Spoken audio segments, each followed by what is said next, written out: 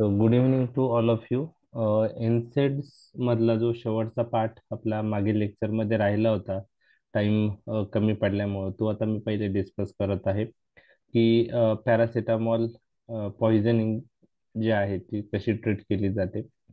आपल्याला माहित आहे की जे एनसेड्स मधला जो पॅरासिटामॉल नावाचा ड्रग आहे तो त्याला एनाल्जेसिक अँटीपायरेटिक ऍक्टिव्हिटी आहे, but weak anti inflammatory activity आहे.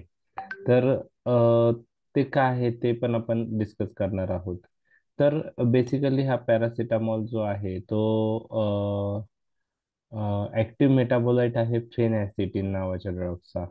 It is a deethylated active metabolite of phenacetin. Phenacetin पहिले ॲज ए अनाल्जेसिक म्हणून यूज केला गेला, पण नंतर साईड इफेक्टमुळे तो आता यूज करत नाही.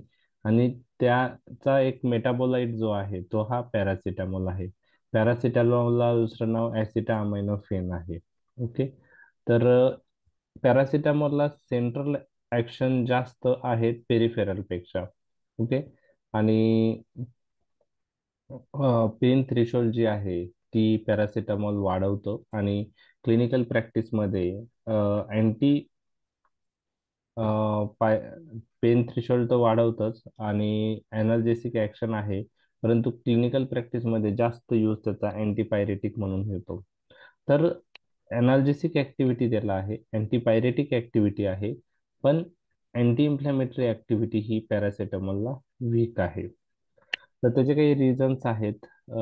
पेरिफेरल टिश्यूमध्ये प्रोस्टाग्लॅंडिन सिंथेसिस हा ड्रग पुअरली इनहिबिट करतो.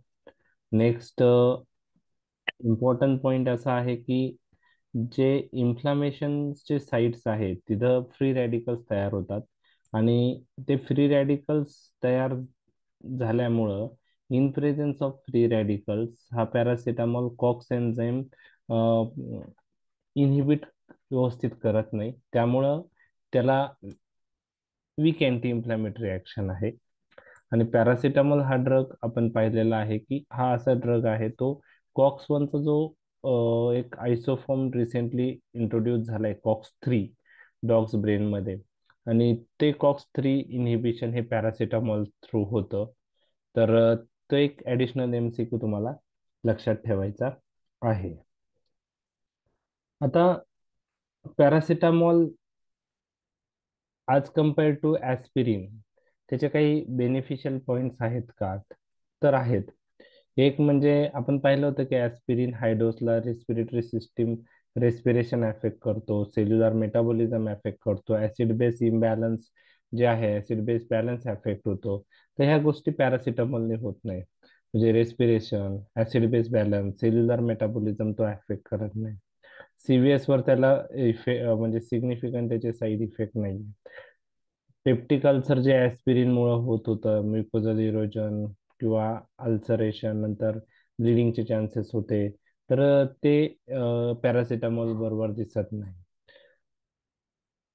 Paracetamol platelet function, clotting factor affect करत नाही. आणि जे गाऊट म्हणजे युरिक ऍसिडशी रिलेटेड ऍस्पिरिनचे जे डोस डिपेंडंट ऍक्शन आहे तसं काही ऍक्शन्स पॅरासिटामॉलला नाहीये. म्हणजे आपण पाहिलं होतं की बिलो 2 पॅरासिटामॉल जर आपण लो डोसला यूज केला, लेस दॅन 2 ग्रॅम, तर युरिक ऍसिड एक्सक्रिशन इनिबिट होत होतं. 2 ते 5 ग्रॅमला इनव्हेरिएबल ऍक्शन होते आणि 5 ग्रॅमपेक्षा जास्त युरिकोसिरिक ऍक्शन होते. तसं पॅरासिटामॉलचं नाहीये. आणि हा सेफ वेल टॉलरेटेड ड्रग आहे. पॅरासिटामॉल पॉइझनिंग जी आहे ती हाय डोसला दिसून येते. जनरली 10 ग्रॅमपेक्षा जास्त पॅरासिटामॉल यूज केलं तर ती दिसून येते. जनरली आपण paracetamol max to max 2 gram पर्यंत दिवसाला यूज करतो. 650 मिलीग्रॅम TDS जरी आपण यूज केलं तरी पण 2 ग्रॅमपेक्षा जास्त डोस होत नाही. त्यामुळं डे टू डे क्लिनिकल प्रॅक्टिसमध्ये ॲज सच हे पॅरासिटामॉल पॉइझनिंगचे चान्सेस कमी आहे. परंतु सुसाईड पॉईंट ऑफ व्ह्यू एखादा पर्सन्सनी जर हाय डोस घेतला तर ते चान्सेस आहे. तर पॅरासिटामॉल पॉइझनिंग जनरली नॉर्मल इंडिव्हिज्युअलमध्ये 10 ग्रॅमपेक्षा जास्त डोसला दिसून येते. आणि त्यामध्ये GIT मॅनिफेस्टेशन दिसतात, नॉशिया, वॉमिटिंग, ॲब्डॉमिनल पेन. आणि लिव्हर आणि किडनी डॅमेज त्यामध्ये होतं. तर जे पॅरासिटामॉल पॉइझनिंग मध्ये टॉक्सिक मेटाबोलाइट तयार होतो आणि तो टॉक्सिक मेटाबोलाइट टिश्यू प्रोटीन्सला बाइंड होतो. जसं लिव्हर सेल्स आहे त्याला बाइंड होतं. त्यामुळं सेंट्रल लोब्युलर हिपॅटिक नेक्रोसिस होतं. रिनल सिस्टीम पण इन्व्हॉल्व होते. रिनल ट्युब्युलर नेक्रोसिस होतं. जॉन्डिस सॅपियर होतो. काही पेशंटमध्ये हायपोग्लायसेमिया डेव्हलप होतं. आणि अ, काही पेशंटमध्ये लिव्हर फेल्युअर होऊ शकतं आणि डेथही त्या पॉइझनिंगमुळं होऊ शकते. तर हे सगळे जे मॅनिफेस्टेशन आहे, लिव्हर डॅमेज किंवा किडनी डॅमेज, जॉन्डिस, फल्मिनंट हेपॅटिक फेल्युअर, तर हे जे मॅनिफेस्टेशन आहे ते हे पॅरासिटामॉलचं हाय डोस घेतल्यामुळं जे मेटाबॉलिझम पॅरासिटामॉलचं टॉक्सिक मेटाबोलाइट मध्ये होतं, हा टॉक्सिक मेटाबोलाइट त्या टिश्यू प्रोटीन्सला बाइंड होतो आणि लिव्हर डॅमेज आणि किडनी डॅमेज करतो. जर आपण प्रॉम्प्ट ट्रीटमेंट दिली तर रिकव्हरी पेशंटची होऊ शकते. सपोर्टिव्ह ट्रीटमेंटची गरज असते.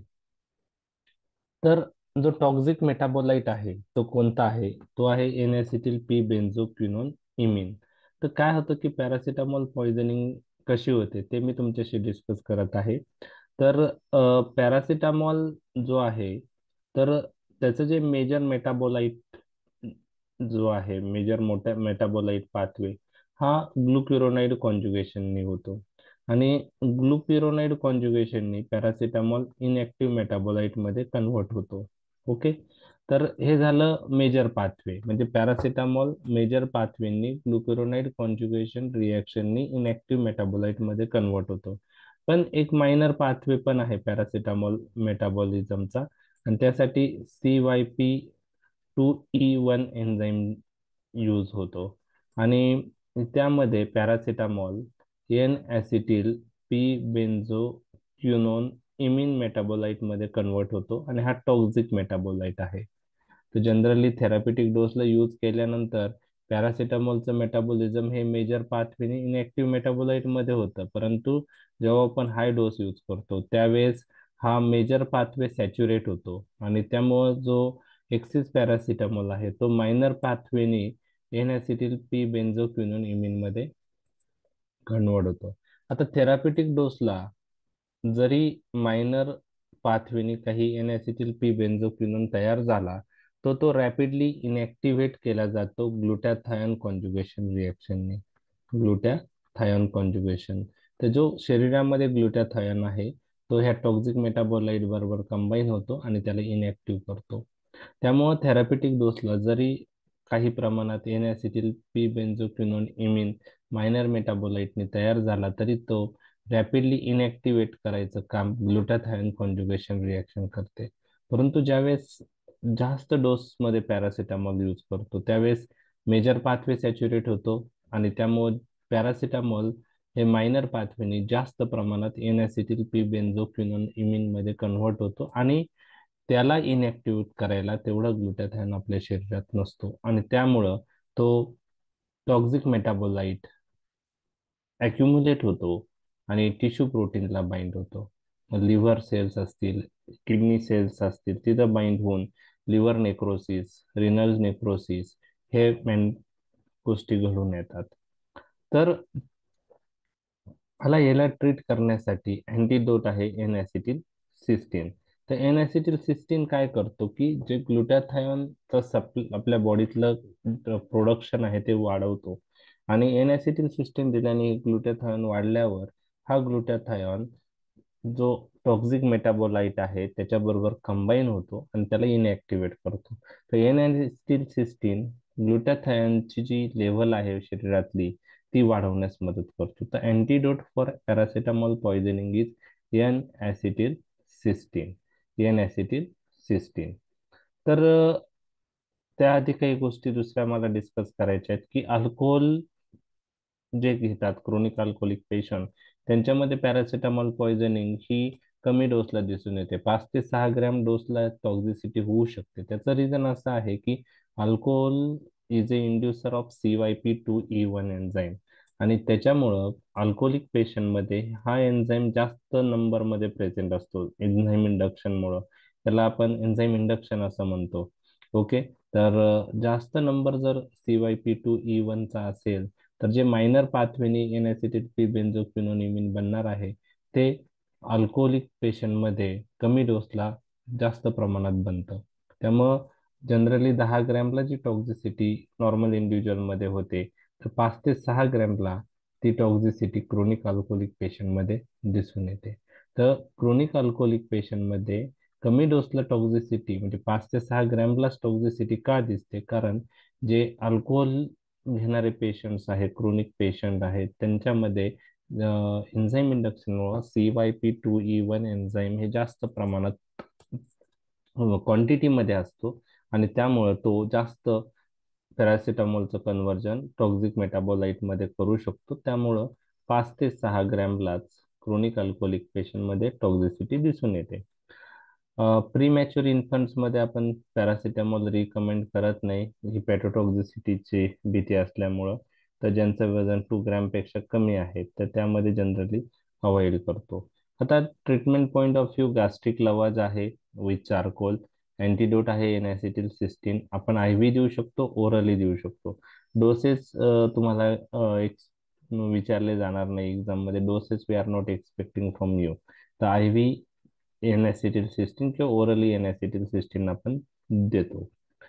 आता युजेस पॉईंट ऑफ व्ह्यू आपण पॅरासिटामॉल मेनली अँटीपायरेटिक म्हणून यूज करतो. इव्हन जे व्हायरल फिवरचे पेशंट आहेत ज्यामध्ये ऍस्पिरिन बरोबर रेस सिंड्रोमचे रिस्क असते, त्या पेशंटमध्ये ही पॅरासिटामॉल आपण सेफली यूज करू शकतो. व्हायरल इन्फेक्शनच्या पेशंटमध्ये जर ऍस्पिरिन यूज केलं अँटीपायरेटिक म्हणून, तर त्या पेशंटमध्ये रेस सिंड्रोमचे चान्सेस असतात. तर रेस सिंड्रोम हा मध्ये कोणत्या ड्रग बरोबर दिसतो हे मागील लेक्चरमध्ये मी डिस्कस केलेलं आहे. तर ऍस्पिरिनमुळं आणि बाकी जे अँटीपायरेटिक आपण जनरली फिवरसाठी यूज करतो पॅरासिटामॉल अँटीपायरेटिक म्हणून. पण जे हीट स्ट्रोकचे पेशंट आहेत त्यामध्ये आपल्याला हे NSAIDचा उपयोग होत नाही. हीट स्ट्रोकच्या पेशंटला external cooling is the important thing to lower the body temperature. अशा प्रकारे NSAIDs हा टॉपिक मी डिस्कस केलेला आहे. डिटेलमध्ये बाकी गोष्टी ऑलरेडी डिस्कस केलेल्या आहेत. पॅरासिटामॉल इन ब्रीफ डिस्कस केलेलं आहे. ओके. तर पॅरासिटामॉलवर असं काही क्वेश्चन येणार नाही. फक्त पॅरासिटामॉल पॉइझनिंग क्रोनिक मध्ये लवकर दिसून येते एन्झाईम इंडक्शनमुळं. CYP2E1 N acetyl P benzoquinoneimine is the toxic metabolite आणि N acetyl cysteine is the antidote of paracetamol poisoning. तर हे झालं पॅरासिटामॉल विषय. आता आपण नेक्स्ट जो टॉपिक आहे गाऊट तो पाहणार आहोत. गाऊट हा जो टॉपिक आहे हा शॉर्ट नोटच्या दृष्टीने मी डिस्कस करणार आहे. जस्ट एक मिनिट.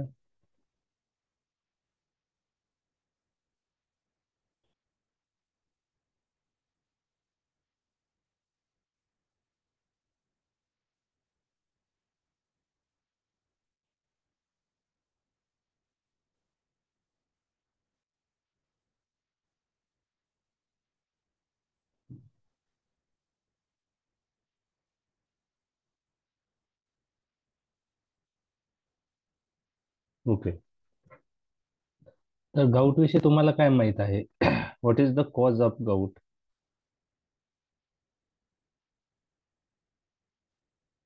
युरिक ऍसिड वाढलं. ओके. युरिक ऍसिड लेवल वाढल्यामुळं गाऊट होतं. It is one of the type of arthritis. Okay. What happens after increase uric acid? Uric acid level वाढल्याने काय होतं?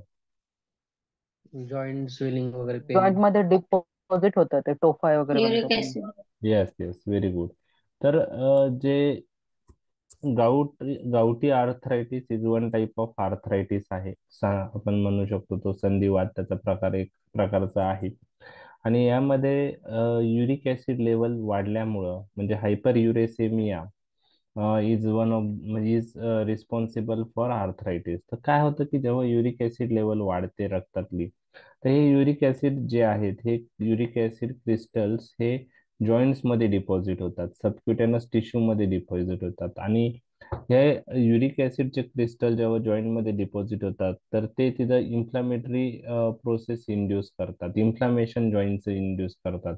आणि त्या इन्फ्लामेशनमुळं जॉईंटचं इन्फ्लामेशन झाल्यामुळं हे आर्थरायटिस होतं. तर आर्थरायटिस म्हणजे inflammation of the joint. Okay. तर युरिक ऍसिड क्रिस्टल हे जेव्हा हायपर युरेसिमियाच्या पेशंटमध्ये युरिक ऍसिड लेवल वाढते तेव्हा ते युरिक ऍसिड क्रिस्टल्स जॉईंटमध्ये जाऊन तिथं डिपॉझिट होतात. ओके. आणि काही सबक्युटेनस टिश्यूमध्ये डिपॉझिट होतात आणि त्या जॉईंटमध्ये ते इन्फ्लामेशन इंड्यूस करतात. इन्फ्लामेटरी जे सेल्स आहेत तिथं मायग्रेट होतात आणि तिथं इन्फ्लामेशन प्रोड्यूस होतं आणि आर्थरायटिस डेव्हलप होतं. तर याचं जे रिझन आहे या टाईपच्या आर्थरायटिसचं, तर युरिक ऍसिड लेवल वाढल्यामुळे हा होतो. आता युरिक ऍसिड वाढण्याचे कारण पण भरपूर आहेत. काय कारण तुम्हाला माहित आहे युरिक ऍसिड कशा कोणत्या कंडिशन मध्ये वाढतं? Drug induce, okay. ड्रग काही इंड्यूस. ड्रगचे साईड येस, इफेक्ट. काही ड्रग्सचे साईड इफेक्ट आहेत हायपरयुरेसिमिया. ओके. जसं आपण फ्युरोसिमाइड पाहिलेलं आहे, थायाझाईड पाहिलेलं आहे, ते दोन्ही हायपरयुरेसिमिया करतात. ओके. ठीक आहे. तर यामध्ये एक लक्षात घ्या की युरिक ऍसिड वाढण्याचे कारण एक तर हायपर युरेसिमिया हा प्रायमरी असू शकतो किंवा सेकंडरी असू शकतो. तर प्रायमरी हायपर मध्ये जनरली जे एक्सक्रिशन जे आहे ते डिफेक्ट असतं. किडनीचं कार्य व्यवस्थित नाही झाल्यामुळं generally uric acid excretion effect होतं, युरिक ऍसिड एक्सक्रिशन कमी होतं आणि त्यानंतर युरिक ऍसिडची लेवल वाढते, गावठी आर्थरायटिस होऊ शकतो. दुसरे काही सेकंडरी कॉजेस पण आहेत, जसं काही ड्रग्समुळे आहेत. ओके. त्यामुळं पण होऊ शकतो. बरं. तर युरिक ऍसिड हा जर केमिस्ट्रीचा पार्ट विचार केला तर हा प्युरिन मेटाबॉलिझमचा प्रॉडक्ट आहे. जे प्युरिन्स आहेत, ओके, ते जेव्हा मेटाबोलाइज होतात, प्युरिनचं ब्रेकडाऊन होतं, तेव्हा तो युरिक ऍसिड तयार होतो. तर तो कसा तयार होतो ते मी तुमच्याशी डिस्कस करणार आहे आणि त्यानुसार ट्रीटमेंट पॉईंट ऑफ व्ह्यू आपण काय. तर तुम्हाला ट्रीटमेंट ऑप्शन्स माहिती आहे का काय काय आहे यांचे?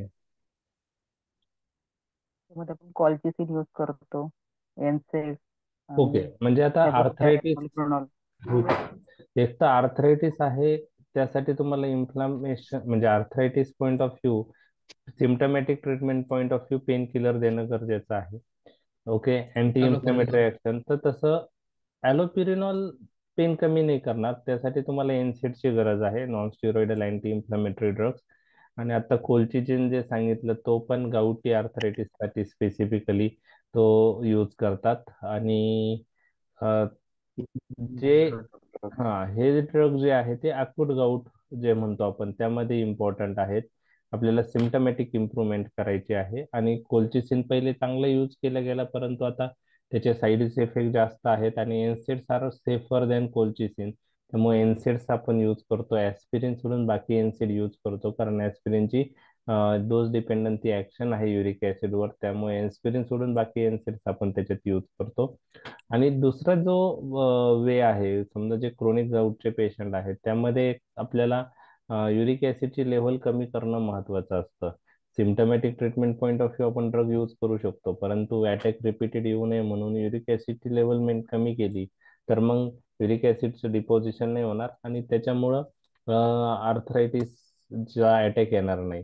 तर त्या युरिक ऍसिडची लेवल कमी करण्यासाठी एक तर सिंथेसिस त्याची कमी करणारे ड्रग आपण देऊ शकतो किंवा जे युरिक ऍसिड आहे त्याचं एक्सक्रिशन वाढवणारे ड्रग देऊ शकतो.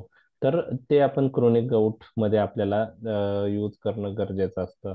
पण तसं तुम्ही सिंथेसिस कमी करायला ॲलोपिरिनॉल आहे, एक्सक्रिशन वाढवणारा प्रोबेनिसिड आहे, युरिकोसुरिक ड्रग, ऍटलिस्ट हे तुम्हाला माहित आहे.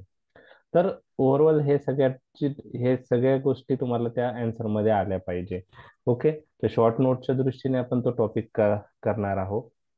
तर मी ते बाकीच्या गोष्टी तर बेसिक डिस्कस केल्या आहेत तुम्हाला. तर आता gout is an inflammatory response to deposited monosodium urate crystal in the joint and cartilage formed secondary to hyperuricemia. हायपरयुरेसिमिया जे युरेट ऍसिड क्रिस्टल तयार होतात, मोनोसोडियम युरेट क्रिस्टल, ते जॉईंट मध्ये डिपॉझिट होतात, कार्टिलेज मध्ये डिपॉझिट होतात आणि त्यांना इन्फ्लॅमेटरी रिस्पॉन्स डेव्हलप होतो आणि त्यामुळं त्याला जे जॉईंटचं इन्फ्लामेशन होतं त्याला आपण गावठी आर्थरायटिस असं म्हणतो. आणि ह्युमन्स मॅमलचा जर विचार केला तर ह्युमन्स मध्येच हे आजार दिसून येतो. जे आपले बाकी मॅमल्स आहेत त्यामध्ये हा आजार दिसत नाही. याचं रिझन असं आहे की जे युरिक ऍसिड जो आहे, तर युरिक ऍसिड चं जे मेटाबॉलिझम करणारा एन्झाईम आहे युरिकेज, युरिक ऍसिडचं मेटाबॉलिझम तो ॲलंटोइन मध्ये करतो आणि ते युरिकेज एन्झाईम ह्युमन्स मध्ये प्रेझेंट नाही, परंतु बाकी मॅमल्स मध्ये ते युरिकेज एन्झाईम प्रेझेंट आहे आणि त्याच्यामुळं युरिक ऍसिड लगेच ॲलंटोइन मध्ये कन्वर्ट होतो आणि त्याच्यामुळे हायपर युरेसिमिया हे बाकी मॅमल्स मध्ये दिसून येत नाही. पण ह्युमन्स मध्ये हे युरिकेज एन्झाईम प्रेझेंट नसतो, त्यामुळे युरिक ऍसिड जो आहे तो प्युरिन मेटाबॉलिझमचा एंड प्रॉडक्ट आहे आणि तो किडनी थ्रू इलिमिनेट होतो. पण तो जर अक्युमुलेट झाला तर मग आर्थरायटिस होतं. तर मेल्समध्ये 7 पेक्षा जास्त लेवल जर झाली युरिक ऍसिडची 7 mg/dl किंवा फिमेल्समध्ये 6 पेक्षा जास्त, तर त्याला आपण हायपर युरेसिमिया असं म्हणतो. ओके. आता हे जे युरिक ऍसिड क्रिस्टल्स आहेत ते जॉईंट मध्ये डिपॉझिट होतात, सबक्युटेनस टिश्यू मध्ये डिपॉझिट होतात, बाकी ज्या टिश्यू आहेत त्यातही डिपॉझिट होऊ शकतात. जे सबक्युटेनस टिश्यू मध्ये डिपॉझिट होतात त्याला आपण टॉफी असं म्हणतो. तर हे काही तुम्हाला एक्झाम मध्ये कोणी विचारणार नाही फार्मॅकोलॉजी पॉईंट ऑफ व्ह्यू. तर just knowledge point of view लक्षात ठेवा की जॉईंट मध्ये तर आर्थरायटिस होतोच, त्याचप्रमाणे सबक्युटेनस टिश्यू मध्ये डिपॉझिट झाल्यामुळं नोडल्स तयार होतात, त्याला टॉफी असं म्हणतात. तर त्या कॉज प्रायमरी हायपरयुरेसिमिया आहे, सेकंडरी आहे. सेकंडरी मध्ये जस्ट तुम्ही सांगितल्याप्रमाणे ड्रग इंड्यूस आहेत, थायाझाईड, फ्युरोसिमाइड, काही अँटी ट्युबरक्युलर ड्रग आहेत जसं पायरिझिनामाइड, इथॅम्ब्युटॉल, तेही हायपरयुरेसिमिया करतात. काही मॅलिग्नन्सी आहेत, ल्युकेमिया, लिम्फोमा, पॉलिसायथेमिया, त्यातही हायपरयुरेसिमिया होऊ शकतो. ज्यावर त्यांना आपण किमोथेरपी किंवा रेडिएशन देतो त्यावेळेस त्या सेलचं ब्रेकडाऊन होतं, प्युरिन्स मेटाबोलाइट बनतात, त्या प्युरिनचं ब्रेकडाऊन होऊन युरिक ऍसिड बनतं. तर हे काही कॉजेस आहे हायपरयुरेसिमियाचे, हे पण एक्झाम मध्ये कोणीही तुम्हाला विचारणार नाही. तर ह्याच्यामध्ये काय आहे की हायपरयुरेसिमिया झाल्यानंतर प्रत्येक पेशंटला काय आर्थरायटिस होईल असं नाही. काही पेशंटमध्ये फक्त युरिक ऍसिड लेवल वाढते, जेव्हा ते युरिक ऍसिड क्रिस्टल डिपॉझिट होतील त्यानंतर त्याला इन्फ्लामेटरी रिस्पॉन्स डेव्हलप झाल्यावर तो आर्थरायटिस होईल. तर काही पेशंटमध्ये असिम्प्टमॅटिक हायपरयुरेसिमिया ही असतं. आणि आता असं दिसून आलंय की हायपरयुरेसिमिया व्हॅस्क्युलर डिसीज किंवा हायपरटेन्शनच्या पॅथोफिजिओलॉजीमध्ये त्याचा काही रोल दिसून आलेला आहे. तर आता हे ट्रीटमेंट पॉइंट ऑफ व्ह्यू कोणकोणते ऑप्शन्स अवेलेबल आहे हे मी तुमच्याशी डिस्कस करत आहे. त्याआधी युरिक ऍसिड कसं बनतं आणि त्याचं एक्सक्रिशन कसं होतं ते मी तुमच्याशी डिस्कस करणार आहे. तर प्युरिनचं जेव्हा मेटाबॉलिझम होतं तेव्हा त्यापासून हायपोझॅन्थिन बनतं आणि हायपोझॅन्थिन पासून झॅन्थिन बनतं आणि झॅन्थिन पासून युरिक ऍसिड बनतं. तर हायपोझॅन्थिनचं कन्व्हर्जन झॅन्थिन मध्ये होण्यासाठी आणि झॅन्थिनचं युरिक ऍसिड मध्ये होण्यासाठी हे झॅन्थिन ऑक्सिडेज एन्झाईमची गरज असते. झॅन्थिन ऑक्सिडेज एन्झाईम कन्वर्ट्स हायपोझॅन्थिन टू झॅन्थिन आणि झॅन्थिन टू युरिक ऍसिड. आता हा uric acid किडनीमधून organic anion ट्रान्सपोर्टने eliminate होतो. 2/3 ऑफ द युरिक ऍसिड हे किडनीतून इलिमिनेट होतं, 1/3 ऑफ द युरिक ऍसिड हे इंटेस्टाईन मधून इलिमिनेट होतं. आता हे ह्युमन्स मध्ये एंड प्रॉडक्ट प्युरिन मेटाबॉलिझमचा युरिक ऍसिड आहे. पण बाकी मॅमल्स मध्ये हे युरिक ऍसिडचं कन्व्हर्जन हे ॲलॅन्टोइन मध्ये होतं with the help of uricase enzyme. Okay. आणि त्यानंतर ते ॲलॅन्टोइनचं इलिमिनेशन होतं. पण ह्युमन्स मध्ये एंड प्रॉडक्ट हा युरिक ऍसिड आहे. तर युरिक ऍसिडची जी सिंथेसिस आहे त्यासाठी xanthine oxidase enzyme is required for uric acid synthesis. Okay. Purine converts into hypoxanthine, hypoxanthine to xanthine, and xanthine to uric acid. So conversion of hypoxanthine to xanthine and xanthine to uric acid required enzyme xanthine oxidase. Okay, and you have to remember at least one drug which inhibits xanthine oxidase enzyme. That drug is allopurinol. Allopurinol हा drug uric acid synthesis inhibit करून act होतो आणि त्याने uric ऍसिडची level त्याने कमी होतो. त्यामुळे तो क्रोनिक गाऊट मध्ये आपण allopurinol यूज करतो. ओके, तर allopurinol is the drug of choice for chronic gout. Okay, तर हे झालं त्याचं युरिक ऍसिड सिंथेसिस कसं होतं. ओके, आता बघा गाऊटमध्ये काय काय होतं. पॅथोफिजिओलॉजी तुम्हाला कोणी विचारणार नाही, just knowledge point of view आपल्याला लक्षात ठेवायची आहे. ॲक्यूट अटॅक गाऊटचा कसा प्रेसिपिटेट होतो, तर an acute attack of gout is started by precipitation of urate crystal in the synovial joint. Okay, synovial joint मध्ये सायनोव्हियल फ्लुइड मध्ये sorry uric acid urate crystal deposit होतात. तर जे जॉईंट आहे, joint मध्ये जे फ्लुइड असतं त्याला आपण सायनोव्हियल फ्लुइड म्हणतो, त्यामध्ये युरेट क्रिस्टल डिपॉझिट होतात आणि त्यानंतर ज्या सायनोव्हियल सेल्स असतात तिथं ते त्या युरेट क्रिस्टलला एंगल्फ करतात आणि तिथं इन्फ्लॅमेटरी मीडिएटर रिलीज होतात, किमोटॅक्सिस होते. किमोटॅक्सिस मध्ये जे इन्फ्लॅमेटरी सेल्स आहेत त्या जॉईंट मध्ये मायग्रेट होतात. ओके, जे ग्रॅन्युलोसाइट्स आहेत ब्लड मधल्या त्या जॉईंट मध्ये येतात आणि ते तिथं युरेट क्रिस्टलचं ही फॅगोसाइटोसिस करतात आणि युरेट क्रिस्टलचं फॅगोसाइटोसिस होऊन ग्लायकोप्रोटीन रिलीज होतो आणि हा ग्लायकोप्रोटीन इन्फ्लामेशन ॲग्रिवेट करतो. तर ह्या सगळ्या गोष्टी तुम्हाला कोणी विचारणार नाही, जस्ट तुम्हाला लक्षात ठेवायचं आहे की युरिक ऍसिड क्रिस्टल डिपॉझिट झाले की तिथं इन्फ्लामेटरी प्रोसेस स्टार्ट होते आणि ग्लायकोप्रोटीन रिलीज होऊन इन्फ्लामेशन इंड्यूस होतं. ओके, आणि इन्फ्लामेशन झाल्यानंतर जॉईंट डिस्ट्रक्शनही होतं, कारण लायसोझोमल एन्झाईम्स रिलीज होतं आणि जॉईंट डिस्ट्रक्शन होतं आणि गावठी आर्थरायटिस होतं. तर ही झाली पॅथोफिजिओलॉजी. आता ट्रीटमेंट पॉइंट ऑफ व्ह्यू काय आहे, तर अॅक्यूट गाऊटला सिम्टमॅटिक ट्रीटमेंट लागते आणि क्रोनिक गाऊटला आपण युरिक ऍसिड कमी करणारे ड्रग आपण त्याच्यात आपण यूज करतो. तर सिम्टमॅटिक ट्रीटमेंटसाठी अॅक्यूट गाऊटसाठी आपण एनसेड्स यूज करू शकतो, कोल्चिसिन यूज करू शकतो किंवा कॉर्टिकोस्टिरॉइड्स यूज करू शकतो. तर एनसेड्स मध्ये ऍस्पिरिन सोडून बाकी कोणतेही ड्रग तुम्ही इथं मेन्शन करा, फक्त ऍस्पिरिन याच्यात मेन्शन नाही करायचा. पण तुम्ही इंडोमेथेसिन, आयबुप्रोफेन, डायक्लोफेनेक यूज करू शकतात. नॅप्रोक्झेन आहे, पायरोक्झिकॅम, सिलेक्टिव्ह कॉक्स टू इनिबिटर इटोरिकॉक्सिप आपण यूज करू शकतो. त्याचप्रमाणे दुसरा कॉल्चिसिन आपण यूज करू शकतो. ओके, तर कॉल्चिसिन हा स्पेसिफिकली गाऊटसाठी यूज केला जाणारा ड्रग आहे आणि स्टिरॉइड्स मध्ये प्रिडनिसोलॉन, ट्रायमसिनोलॉन हे आपण यूज करू शकतो. जसं आता rheumatoid आर्थरायटिसच्या मॅनेजमेंटमध्ये symptomatic point of view आपण सेम एनसेड्स आणि स्टिरॉइड्स यूज करतो. तर एनसेड्स आणि स्टिरॉइड्स गावठी आर्थरायटिस मध्ये आपण सिम्टमॅटिक इम्प्रुव्हमेंटसाठी यूज करतो. त्याचप्रमाणे रुमॅटॉइड आर्थरायटिसच्या पेशंटसाठीही आपण एनसेड स्टिरॉइड यूज करतो.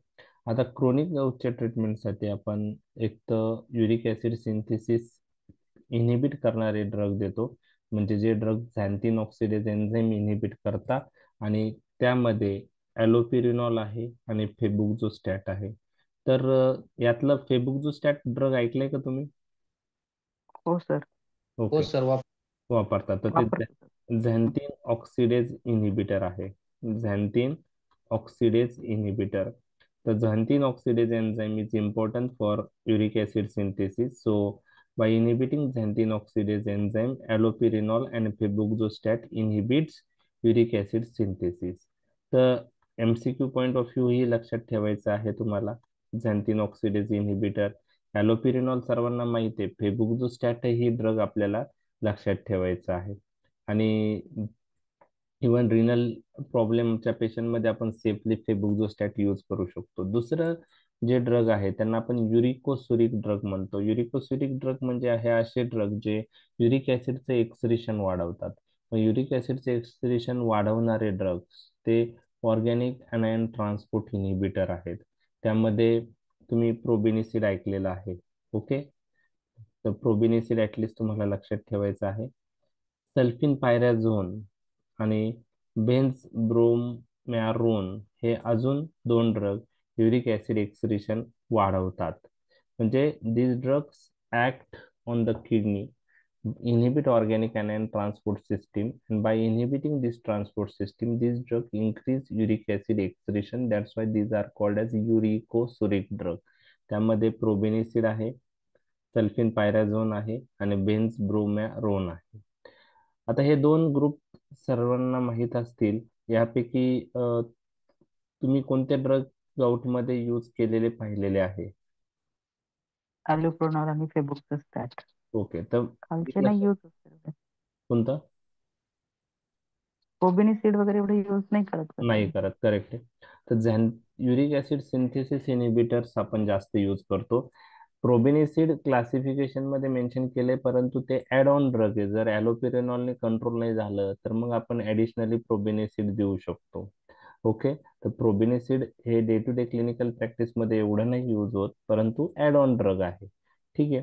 आता रिसेंटली जे ड्रग इंट्रोड्यूस झालेत मार्केटमध्ये, जे युरिक ऍसिडचं, आता आपल्याला माहित आहे की आपल्या ह्युमन्स मध्ये युरिकेज एन्झाईमची डिफिशियन्सी आहे. युरिकेज एन्झाईम नसतं, मॅमल्स मध्ये आहे. तर सायंटिस्टनी हे रिकॉम्बिनंट एन्झाईम्स तयार केलेले आहे युरिकेज सारखे ऍक्ट होणारे. त्याचं नाव आहे रास ब्युरिकेज, पेग्लोटिकेज. तर हे जे एन्झाईम्स आहे रास ब्युरिकेज आणि पेग्लोटिकेज, हे युरिकेज एन्झाईम सारखे ऍक्ट होतात आणि ते युरिक ऍसिडचं कन्व्हर्जन कशात करतात? एलॅन्टोइन मध्ये, एलॅन्टाइन. तर these are the drugs which act by increasing metabolism of uric acid. Uric acid metabolism to allantoin is increase. Okay, तर त्यामुळे युरिक ऍसिडची लेवल कमी होऊन जाणार आणि अँटोइन इझिली इलिमिनेट होऊन जाणार. तर रास ब्युरिकेज, पेग्लोटिकेज हे युरिक ऍसिडचं मेटाबॉलिझम वाढवणारे ड्रग आहे. तर हे रास ब्युरिकेज किंवा पेग्लोटिकेज नाव ऐकलेत का तुम्ही? नाही. नाही. नाही ऐकलं सर. ओके, ते आता क्लासिफिकेशन पॉईंट ऑफ व्ह्यू लक्षात ठेवा. ऍटलिस्ट तुमच्याकडून एक्सपेक्टेड आहे ॲलोपिरिनॉल, बरोबर आहे, आणि हे प्रोबिनिसिड काय आहे. बाकी डिटेलमध्ये तुम्हाला जायचं नाहीये. ओके, शॉर्ट नोट किंवा 2 मार्कला आलं तर क्वेश्चन येणार आहे.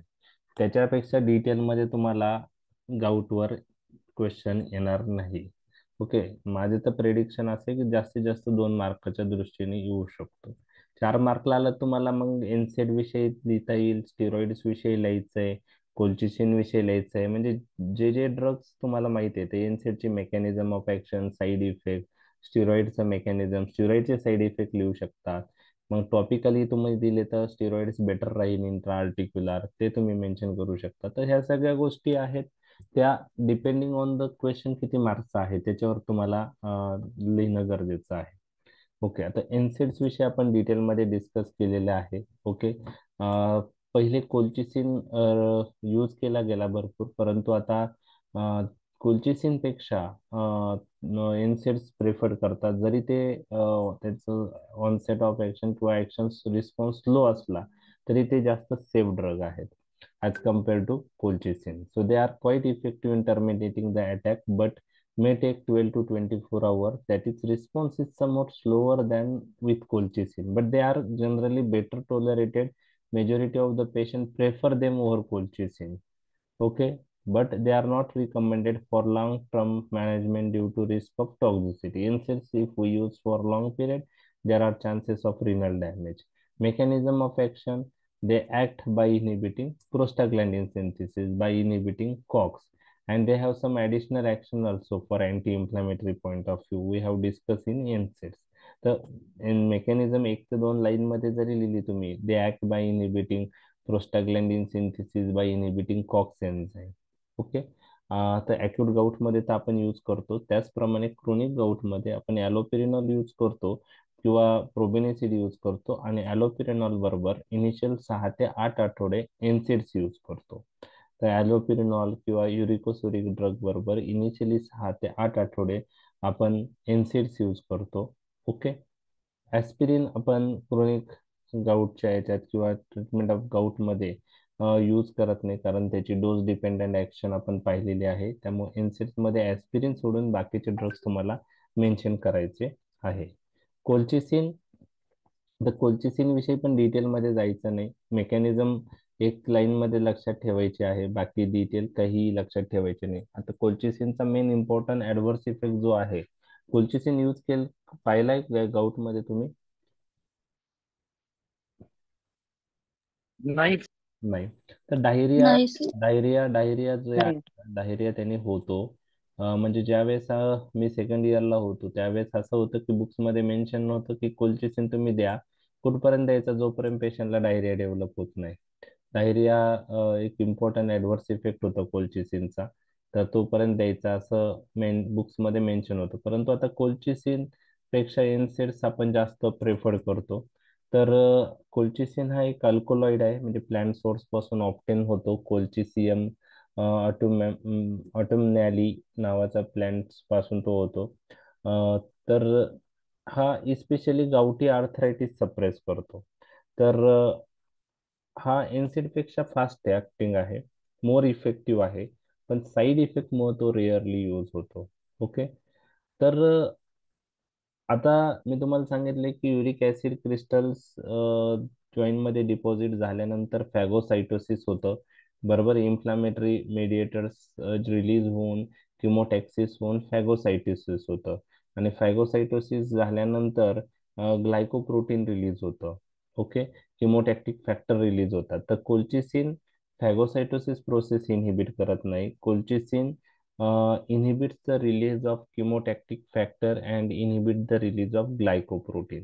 तर कोलचिसिनचं एक मेकॅनिझम जर कोणी विचारलं तर it acts by inhibiting release of chemotactic factor and inhibiting release of glycoprotein. By inhibiting this, it suppress inflammation in gouty arthritis. Okay. तर ती एक इम्पॉर्टंट ऍक्शन आहे. आणि अजून एक ऍक्शन आहे की colchicine inhibit granulocyte migration into the inflamed joints and thus interrupt with the inflammatory process. तर ग्रॅन्युलोसाइट मायग्रेशन जे आहे इन्फ्लेम्ड जॉइंट मध्ये होण्याची प्रोसेस, ती ही कोलचिसिन इनहिबिट करतो. तर हे मेकॅनिझम एक्झॅक्ट लक्षात ठेवायला डिफिकल्ट आहे. दोन पॉइंट लक्षात ठेवू शकतात: ग्रॅन्युलोसाइट मायग्रेशन इनहिबिट होतं आणि किमोटॅक्टिक फॅक्टर आणि ग्लायकोप्रोटीन रिलीज ते इनहिबिट करतं. ओके. तर अजून ऍडिशनल ऍक्शन कोलचिसिनच्या अँटी मायटोटिक ऍक्शन आहे. इट आता हे नाही लक्षात ठेवलं तरी चालेल, कारण तेवढं लक्षात ठेवायला डिफिकल्ट. गट मोटिलिटी इन्क्रीज करते कोलचिसिन, त्यामुळं डायरिया ऍडव्हर्स इफेक्ट तुम्हाला कोलचिसिनचा लक्षात ठेवायचा आहे. Abdominal cramps, GIT disturbance, nausea, vomiting. आणि हायर डोसला बाकी ऍडव्हर्स इफेक्ट आहे: किडनी डॅमेज, CNS डिप्रेशन. आणि हाय डोसला death is due to respiratory paralysis. Okay. तर 0.5 मिलीग्रॅम 1 to 3 hourly आपण देऊ शकतो. मॅक्झिमम 6 मिलीग्रॅम आपण 3 ते 4 दिवसात देऊ शकतो. आणि maintenance dose 0.5 to 1 milligram per day for 4 to 8 weeks. तर डोस पण एक तुमच्याकडून एक्सपेक्टेड नाही, जस्ट तुम्हाला कोलचिसिन आर्थरायटिस जर विचारलं तर फक्त गावठी आर्थरायटिस मध्ये यूज होतो. ग्रॅन्युलोसाइट मायग्रेशन इनहिबिट करतो, त्यानंतर ग्लायकोप्रोटीन रिलीज आणि किमोटॅक्टिक फॅक्टर रिलीज इनहिबिट करतो.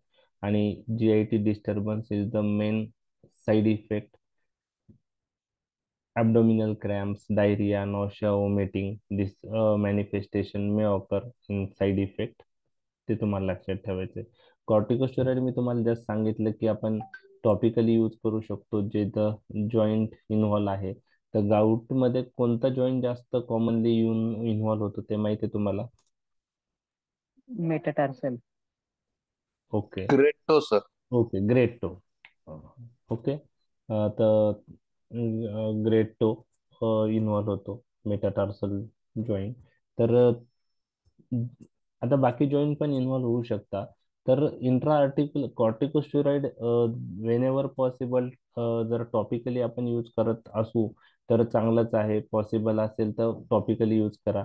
म्हणजे जॉईंट हे जास्त, म्हणजे जॉईंट इन्व्हॉल्व नसेल, स्पेसिफिक जॉईंट असेल तर त्यावेळेस आपण एखाद्या दोन जॉईंटसाठी इंट्रा आर्टिक्युलर इंजेक्शन स्टिरॉइडचे यूज करू शकतो. सिस्टेमिक स्टिरॉइड जर गरज असेल तर यूज केली पाहिजे, कारण सिस्टेमिक स्टिरॉइडचे ॲडव्हर्स इफेक्ट खूप सारे आहेत. ओके.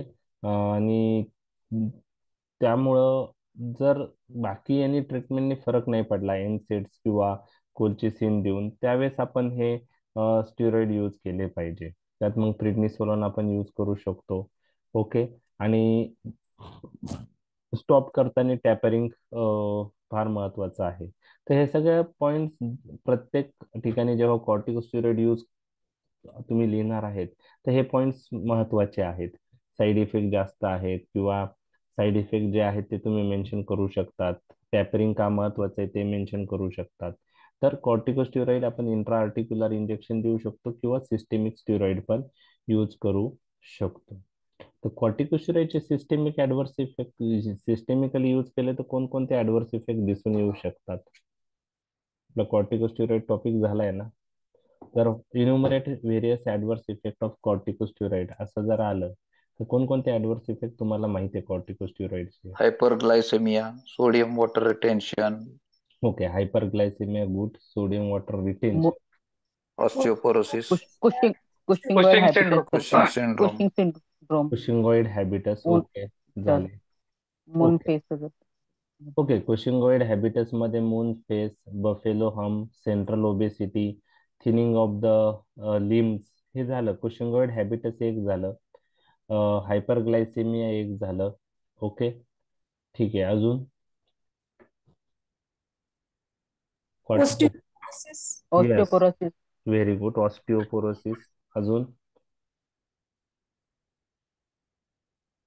ऑस्टिओपोरोसिस झालं.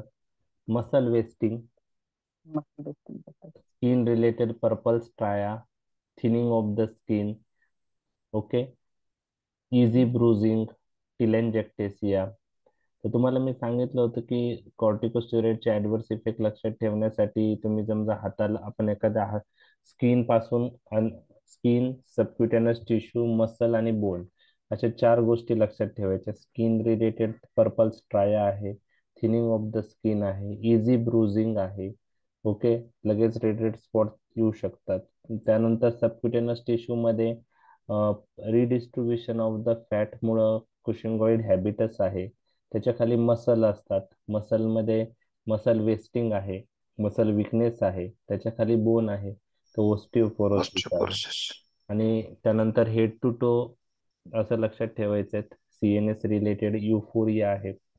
आय रिलेटेड दोन इम्पॉर्टंट ऍडव्हर्स इफेक्ट कॉर्टिकोस्टेरॉइडचे तुम्हाला लक्षात ठेवायचे आहेत. एक cataract posterior, formation. Yes, posterior subcapsular cataract आहे. ग्लाउकोमा आहे. ओके. त्यानंतर जीआयटी रिलेटेड पेप्टिक अल्सर आहे. ओके. पेप्टिक अल्सर आहे. त्याच्या बाजूला पॅन्क्रियास रिलेटेड हायपरग्लायसेमिया सरांनी सांगितलंच आता. त्यानंतर long term use of corticosteroid, and if we suddenly stop that, it results in suppression of hp axis. Okay. hp axis suppress झाला तर काय होऊ शकतो? Patient may land up in acute adrenal insufficiency. Insufficient. त्यामुळे tapering of the dose is very important. त्यानंतर growth retardation होऊ शकतं. प्रेग्नन्सीमध्ये आयुजीआर होऊ शकतं. आणि अपॉर्च्युनिस्टिक इन्फेक्शनची रिस्क वाढते. हे सर्व ऍडव्हर्स इफेक्ट तुमचे टिप ऑफ टंग पाहिजे, कारण 2 मार्कला पण येऊ शकता. What are the adverse effect of corticosteroid? Inhalational corticosteroid मध्ये ओरल थ्रश तुम्ही मेन्शन करू शकतात. ओके. त्यामुळे आपण स्पेसर डिव्हाइस यूज केलेलं बेटर असतं, along with meter dose inhaler किंवा gargling after every dose is very important. तर ऍडव्हर्स इफेक्ट ऑफ कॉर्टिकोस्टेरॉइड. त्याचप्रमाणे मग कॉन्ट्रा इंडिकेशन्स काय आहे त्याचे ते पहा. असे 2-2 मार्कला क्वेश्चन बेसिक येतात, त्याच्यात काही डिटेलमध्ये तुम्हाला लक्षात ठेवायची गरज नसते. ते तुमचे ज्या ऍडव्हर्स इफेक्ट जे आहेत ज्या कॉमन, आता कॉर्टिकोस्टेरॉइडचे ऍडव्हर्स इफेक्ट एवढे आहेत त्यामुळे तुम्हाला ते 2 मार्कला विचारू शकतात. Adverse effect of corticosteroid, uses of corticosteroid, uses पण भरपूर आहेत. तर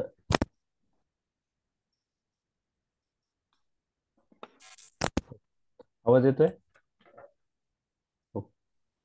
हो येतोय. ओके हो सर येतोय सर. ओके ठीक आहे. आता जे बाकीचे ड्रग आहेत ॲलोपेरिनॉल विषयी थोडक्यात माहित पाहिजे आणि प्रोबेनिसिड विषयी. तर ॲलोपेरिनॉल आता तुम्हाला तुम्ही जर त्रिपाठी वाचलं किंवा शानबाग वाचलं तर ते ॲलोपेरिनॉल विषयी डिटेल तुम्हाला सगळ्या गोष्टी लक्षात ठेवणं पॉसिबल नाही. मग काय लक्षात ठेवायचं की mechanism. So allopurinol act by inhibiting xanthine oxidase enzyme and it is an example of active drug active metabolite. म्हणजे हा झॅन्थिन ऑक्सिडेजला स्वतः इनहिबिट करतो पण त्याचा जो मेटाबोलाइट आहे ॲलोझॅन्थिन, ओके, हा पण झॅन्थिन ऑक्सिडेजला इनहिबिट करतो आणि त्याच्यामुळे तो त्याची ऍक्शन वाढते. स्वतः ॲलोपेरिनॉलची ऍक्शन ही शॉर्ट आहे परंतु मेटाबोलाइटला जर कन्सिडर केलं आणि दोघांची मिळून ऍक्शन पाहिली झॅन्थिन ऑक्सिडेज इनहिबिशन तर ती जास्त वेळ राहते आणि झॅन्थिन ऑक्सिडेजला इनहिबिट झाल्यामुळं युरिक ऍसिड बनणार नाही आणि त्यामुळं युरिक ऍसिड लेवल कमी होण्यास मदत होते. तर allopurinol is the drug act by inhibiting xanthine oxidase enzyme.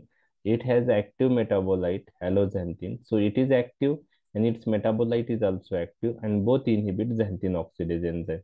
इतकंच लक्षात ठेवा, त्याच्यापेक्षा जास्त लक्षात ठेवलं नाही तरी चालेल. त्रिपाठीमध्ये ज्या गोष्टी दिलेल्या आहेत त्या खूप डिटेलमध्ये दिलेल्या आहेत. इंटरॅक्शन पण तुमच्यासाठी इम्पॉर्टंट नाही, जस्ट मी तुम्हाला डिस्कस करतोय काय काय येऊ इंटरॅक्शन आहेत त्या. ॲलोपेरिनॉल आणि 6-mer-captopril. तर 6-mer-captopril हा एक अँटी कॅन्सर ड्रग आहे. याच्या मेटाबॉलिझमसाठी झॅन्थिन ऑक्सिडेज एन्झाईमची गरज असते. जर ॲलोपेरिनॉल 6-mer-captopril बरोबर दिला तर झॅन्थिन ऑक्सिडेज एन्झाईम इनिबिट होईल आणि 6-mer-captoprilinचं मेटाबॉलिझम होणार नाही आणि त्याची ऍक्शन काय होईल, वाढेल. त्यामुळे 6-mer-captoprilinची ऍक्शन वाढण्यासाठी आपण ॲलोपेरिनॉल त्याच्याबरोबर देऊ शकतो. त्यावेळेस डोस आपल्याला 1/4 पर्यंत कमी आपण 6-mer-captoprilinचा करू शकतो कारण ॲलोपेरिनॉल 6-mer-captoprilinची ऍक्शन वाढवेल त्याचं मेटाबॉलिझम इनहिबिट करताना. ॲलोपेरिनॉल वारफॅरिन आणि थिओफायलिनचं ही मेटाबॉलिझम इनहिबिट करतो बाय इनहिबिटिंग मायक्रोझोमल एन्झाईम आणि त्याच्यामुळं वारफॅरिन थिओफायलिनची ऍक्शन वाढू शकते. एम्पिसिलिनमुळे हायपर सेन्सिटिव्हिटी रिॲक्शन जी येते तर रॅशेस वगैरे, ते ॲलोपेरिनॉल एम्पिसिलिन एकत्र दिल्यानंतर ते हायपर सेन्सिटिव्हिटीचे चान्सेस वाढू शकतात. तर हे इंटरॅक्शन्स एक्झाम मध्ये कोणीही तुम्हाला विचारणार नाही, नाही लक्षात ठेवलं तरी चालू शकतं. फक्त मेकॅनिझम ऑफ ऍक्शन महत्वाचे आहे. ऍडव्हर्स इफेक्ट त्यात हायपर सेन्सिटिव्हिटी रिॲक्शन, त्यात रॅशेस, फिवर, मलायस, मसल पेन हे मोस्ट इम्पॉर्टंट आहे आणि ड्रग स्टॉप केल्यानंतर हे सगळे मॅनिफेस्टेशन स्टॉप होऊ शकतात. त्याचप्रमाणे रिनल इम्पेअरमेंट होऊ शकते. ओके, आणि स्टीव्हन जॉन्सन सिंड्रोम एक रेअर ऍडव्हर्स इफेक्ट आहे पण सिरियस ऍडव्हर्स इफेक्ट आहे.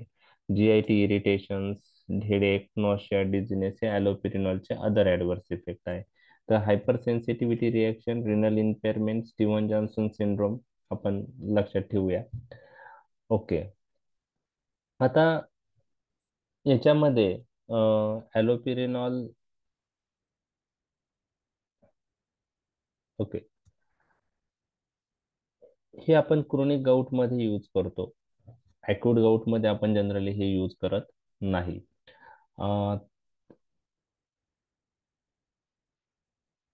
क्रोनिक गाऊट मध्ये यूज करताना ओके इनिशियली 6 ते 8 आठवडे किंवा 1 ते 2 महिने इन्सिड्स किंवा कोल्चिसिन्स आपण यूज केला पाहिजे. याचं रिझन काय आहे?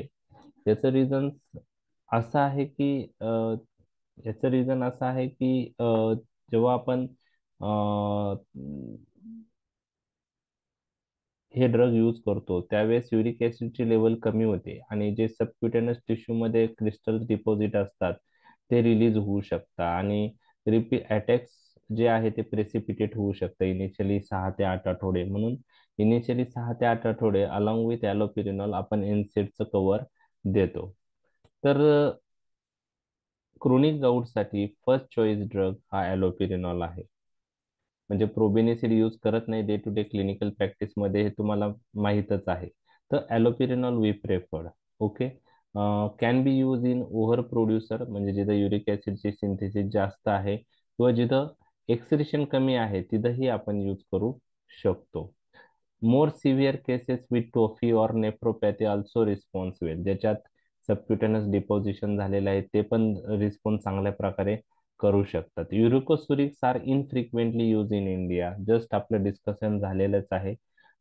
युरिकोसुरिक ड्रग आपण रिअरली यूज करतो इंडियामध्ये. They are less effective when glomerular filtration rate is low and are inappropriate in stone formers. मग ॲलोपिरिनॉलच आपण जास्त प्रेफर करतो. जर ॲलोपिरिनॉल कंट्रोल नाही झालं तर आपण मग प्रोबिनेसिड ऍड करू शकतो जर युरेट लोड खूप जास्त आहे. ओके. ॲलोपिरिनॉल इव्हन सेकंडरी हायपरयुरेसिमिया असेल, कॅन्सर केमोथेरपीमुळे होणारा, रेडिएशनमुळे किंवा काही ड्रग्समुळे हायपरयुरेसिमिया होतं तिथंही आपण ॲलोपिरिनॉल यूज करतो. ॲलोपिरिनॉल 6-mercaptopurine किंवा ॲझोथायोप्राइन ह्या ड्रगची ऍक्शन वाढवतो, कारण ह्या ड्रगच्या मेटाबॉलिझमसाठी झॅन्थिन ऑक्सिडेज एन्झाईम लागतं आणि ॲलोपिरिनॉल ते इनहिबिट करतो. 100 मिलीग्राम पर डे डोस आहे, पर डे डोस ॲलोपिरिनॉलचा, आणि आपण मॅक्झिमम 300 मिलीग्राम पर डे पर्यंत वाढवू शकतो. फेबुक्झोस्टॅट सिमिलर टू ॲलोपिरिनॉल आहे, झॅन्थिन ऑक्सिडेज इनहिबिटर आहे, नॉन प्युरिन झॅन्थिन ऑक्सिडेज इनहिबिटर आहे, equally or more effective than allopurinol in lowering blood uric acid level in patient with hyperuricemia and gout. Hypersensitivity reaction हे जे ॲलोपिरिनॉलचा problem होता तो फेबुक्झोस्टॅट बरोबर नाही. रेअर आहे हायपरसेन्सिटिव्हिटी रिॲक्शन, पण जर आली तर आपल्याला स्टॉप करणं गरजेचं आहे. मोस्ट इम्पॉर्टंट ॲडव्हर्स इफेक्ट फेबुक्झोस्टॅटचा लिव्हर डॅमेज आहे, त्यामुळे लिव्हर फंक्शन टेस्ट मॉनिटरिंग करणं गरजेचं आहे फेबुक्झोस्टॅट बरोबर. आणि febuxostat is a alternative to allopurinol. Don't use febuxostat आणि allopurinol together. Okay. Malignancy associated हायपरयुरेसिमियासाठी आपण ॲलोपिरिनॉल यूज करत होतो, ते पाहिलेलं आहे आपण जस्ट मागच्या स्लाइडमध्ये, परंतु febuxostat is not indicated in malignancy associated hyperuricaemia. Okay. 40 milligram per day dose आहे, इन्क्रीज करू शकतो 80 मिलीग्राम पर डे. आणि ॲलोपिरिनॉल सारखंच फेबुक्झोस्टॅट करताना पहिले 1 ते 2 महिने एनसेड किंवा कोल्चिसिनचं कव्हर देणं महत्वाचं आहे.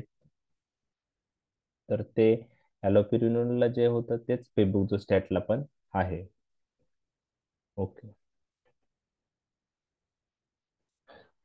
प्रोबेनिसिड आणि सल्फिनपायराझोन ओरिकोसरिक ड्रग आहे, तर ते ऑर्गॅनिक एनायन ट्रान्सपोर्ट सिस्टीमला इनहिबिट करून ऍक्ट होतात. By inhibiting organic anion transport system this drug inhibit uric acid reabsorption. Uric acid is eliminated from the kidney, that's why they are called as uricosuric drug. Okay. आणि हे drug देत असताना आपल्याला plenty of fluid देणं गरजेचं आहे किंवा urinary अल्कलिनायझर देणं गरजेचं आहे, कारण युरिक ऍसिडचं एक्सक्रिशन किडनीमधून होत असताना युरिक ऍसिड क्रिस्टल प्रेसिपिटेट होण्याचे चान्सेस असतात ट्युब्युलमध्ये. ते होऊ नये म्हणून युरिकोसुरिक ड्रग्स आपण यूज करत असू तर प्लेंटी ऑफ फ्लुइड आणि काही पेशंटमध्ये युरिनरी अल्कलिनायझरची गरज पडू शकते. Okay. Along with penicillin प्रोबिनिसिड use केलं तर पेनिसिलिनचा टी-हाफ वाढतो, आणि काही कंडिशन्स मध्ये आपण ते कॉम्बिनेशन यूज करतो, जसं गोनोरिया आपण पाहिलेलं आहे. Dyspepsia is the important adverse effect of probenecid. बाकी ऍडव्हर्स इफेक्ट मध्ये हायपरसेन्सिटिव्हिटी रिॲक्शन आहे. ड्रग इंटरॅक्शन ऑलरेडी खूप वेळा आपण डिस्कस केलेली आहे, प्रोबेनिसिड विथ पेनिसिलिन किंवा प्रोबेनिसिड विथ सिफेलोस्पोरिन. तर हे uricosuric drugs as a add on drug म्हणून आहेत, फर्स्ट चॉईस म्हणून क्रोनिक गाऊट मध्ये यूज होत नाही. क्रोनिक गाऊट साठी ॲलोपिरिनॉल किंवा फेबुक्झोस्टॅट जे युरिक ऍसिड सिंथेसिस इनहिबिट करणारे ड्रग आहेत तेच आपण प्रेफर करतो. ओके.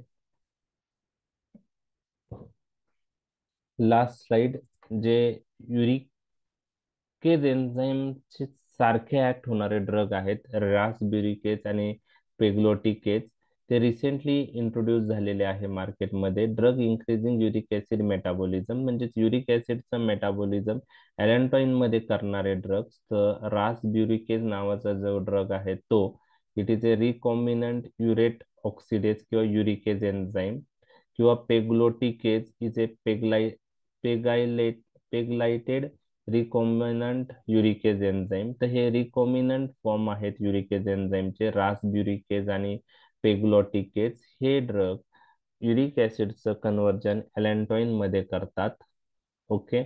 आणि ते कन्व्हर्जन करून ते युरिक ऍसिडची लेवल कमी करतात. तर दिस drugs can be used by IV route in patients who are not controlled with other anti-gout drug. तर रासब्युरिकेज किंवा पेग्लोटिकेज हे युरिक ऍसिडचं मेटाबॉलिझम वाढवून ऍक्ट होणारे ड्रग आहेत. ते युरिक ऍसिडचं कन्व्हर्जन सोल्युबल अॅलेंटॉइन मध्ये करतात. तर एमसीक्यू पॉइंट ऑफ व्ह्यू फक्त हा ड्रग किंवा हा ग्रुप तुम्हाला लक्षात ठेवायचा आहे. तर गाऊटची ट्रीटमेंट आपण पाहिलेली आहे. Short note point of view gout तुम्हाला येऊ शकतो, त्याच्यापेक्षा जास्त डिटेल गाऊट विषयी तुम्ही नाही लक्षात ठेवलं तरी चालेल. तर ठीक आहे, गाऊट आपलं कम्प्लीट झालेलं आहे. उद्या आपण रुमॅटॉइड आर्थरायटिस टॉपिक डिस्कस करूया, किंवा अँटी ट्युबरक्युलर ड्रग्स हा टॉपिक पण मला स्टार्ट करायचा आहे. महत्वाचा लॉंग क्वेश्चन आहे. ऑलरेडी मी काही अँटी मायक्रोबियलच्या व्हिडिओज ऑलरेडी टीबी, मलेरिया किंवा बाकी जे टॉपिक्स आहेत अँटी फंगल वगैरे ते टाकलेले आहेत. तर आपल्याला ते रिवाईज करायचे आहेत. अँटी मायक्रोबियल मध्ये पहिले जे टॉपिक्स आपण डिस्कस केले त्यावर लॉंग क्वेश्चनचे चान्सेस आहे. पेनिसिलिन्स आहे, सिफेलोस्पुरिन्स आहे, अमायनोग्लायकोसाइड्स आहे, टेट्रासाइक्लिन आहे. तर ते लॉंग क्वेश्चनच्या दृष्टीने महत्वाचे टॉपिक्स आहेत. पण इंडिव्हिज्युअल डिसीजसाठी मलेरिया, टीबी वरही क्वेश्चन विचारले जाऊ शकतात. First line anti tubercular drugs डिटेलमध्ये तुम्हाला माहित पाहिजे, त्यांचे साईड इफेक्ट, प्रत्येक ड्रगचा फर्स्ट लाईन अँटी ट्युबरक्युलर ड्रगचा साईड इफेक्ट तुम्हाला माहित पाहिजे. तर आयसोनियाझाइड, रिफाम्पिसिन, पायरिझिनामाइड, इथॅम्बिटॉल, स्ट्रिप्टोमायसिन जे ड्रग आहेत त्यांची क्लासिकल ऍडव्हर्स इफेक्ट तुम्हाला विचारले जाऊ शकतात. तर त्या दृष्टीने आपल्याला ते अँटी ट्युबरक्युलर टॉपिक पाहायचं आहे. तर उद्या आपण 10 वाजता पाहूया. ठीक आहे. Okay sir. Okay sir. हो, sir. Thank you sir. Good night. Thank you sir. Thank you sir. Good night. Good night. शुभरात्री.